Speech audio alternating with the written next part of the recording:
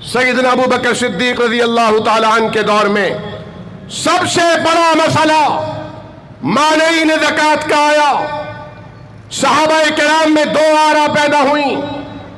सहाबा किराम का कहना था कि अबू बकर आप खलीफतुर रसूल हैं, आप अमीरुल मोमिनीन हैं, लेकिन थोड़ा लिहाज कीजिए, जो लोग नमाज पढ़ते हैं अगर वो ज़कात नहीं भी देते तो भी आप उनसे जिहाद का ऐलान न कीजिए।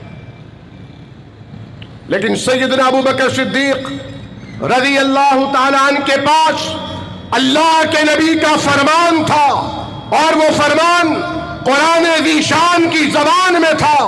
मुझे हुक्म दिया गया है मैं उनके लिए रास्ता खुला कर दूं, तलवार मैदान में डाल लूं, जो नमाज कायम करे, जो अल्लाह का हक अदा करे। सैयदना अबू बकर सिद्दीक ने कहा अल्लाह का हक माले ज़कात की अदायगी है, जो ज़कात देने से इनकार करेगा अबू बकर उनके लिए तलवार को उठाएगा।